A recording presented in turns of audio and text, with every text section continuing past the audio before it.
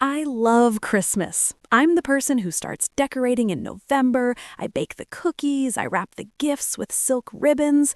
I make the magic happen. This year, I thought the magic was finally coming back to me. A week before Christmas, I was taking my husband Mark's suit to the dry cleaners. I checked the pockets, like I always do, and I felt a piece of paper. I pulled it out. It was a receipt from Cartier. My heart stopped. A diamond solitaire pendant, $5,000. I gasped. Mark and I had been having a rough year financially, or so he said. He'd been working late nights, stressed about bills. I had cut back on everything. I was buying generic groceries, skipping hair appointments, doing everything to save. And yet, here was this receipt. I thought, he's been saving. He's been working those late nights to surprise me. I put the receipt back, my hands trembling with love. I felt guilty for nagging him about being distant. He was just planning a grand gesture. Christmas morning arrived. The tree was glowing. I handed Mark his gift, a vintage watch I had saved up for months to buy. He opened it, smiled a tight, uncomfortable smile, and said, "Wow, thanks, babe." Then he handed me a large, heavy box. My heart raced. He must have hidden the necklace inside a bigger box to trick me, I thought. I tore open the wrapping paper. I opened the cardboard flaps. It wasn't a jewelry box inside. It was a vacuum cleaner, a generic $50 stick vacuum from Walmart. I stared at it. I looked at him. "I know it's not much," Mark said, avoiding my eyes, scratching the back of his neck. "But money's been so tight, you know? And you're always complaining about the dust in the hallway. I thought it was practical." Practical. I felt like I had been punched in the gut, but I didn't say anything. I forced a smile. I didn't want to ruin Christmas for the kids. "Thank you," I whispered. "It's useful." But my mind was racing. Where is the necklace? Maybe he returned it. Maybe he got cold feet. 2 hours later, guests started arriving for our annual Christmas dinner. Family, friends, and a few of Mark's colleagues. That's when she walked in. Jessica, his work wife, the 24-year-old junior associate he was always mentoring.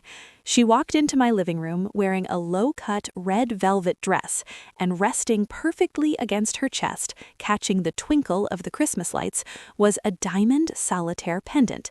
Cartier.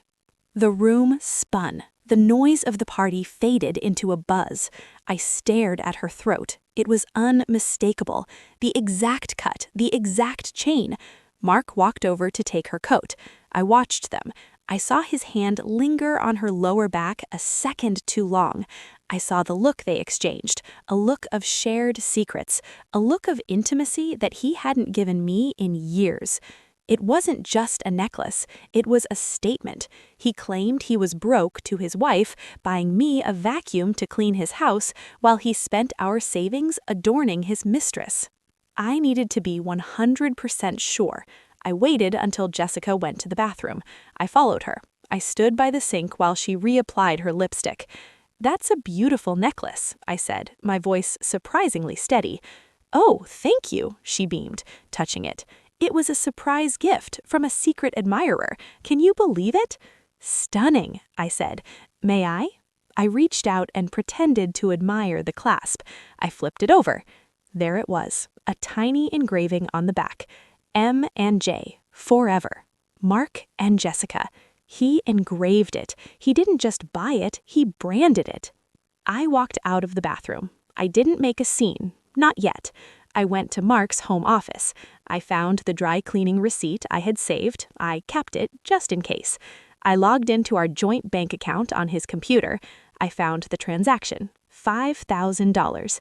Then I found the credit card statement showing the hotel charges on nights he was working late. I took screenshots of everything. I walked back to the living room. Everyone was gathered around the tree, drinking eggnog. Mark was telling a joke, his arm casually resting on the sofa near Jessica. "Excuse me, everyone," I said, tapping a spoon against my glass. The room went quiet.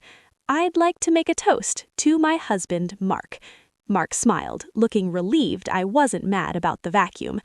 Mark gave me a very practical gift this year because, as he told me, money is very tight. We're broke. Mark's smile faltered. Honey, not now. But, I said, raising my voice, it seems money is only tight for me. I pulled out my phone. I prepared a little slideshow of our year.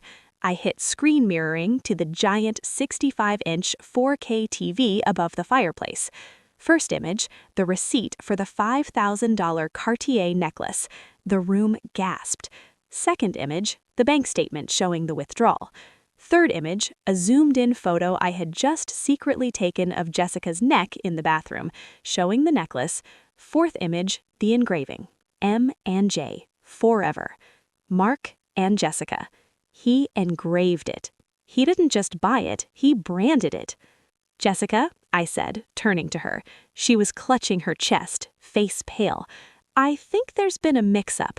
You're wearing a necklace bought with my family's savings, and Mark, you bought me a vacuum. I pointed to the door.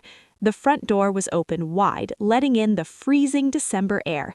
You can take your vacuum and your mistress and get out of my house. Merry Christmas.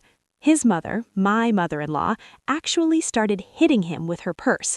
Jessica ran out crying. Mark tried to stammer an excuse, but his dad physically pushed him out the door. I locked the door. I poured myself a fresh glass of wine. I spent Christmas with my kids and my in-laws who fully took my side. The best gift I got that year wasn't the vacuum. It was taking out the trash.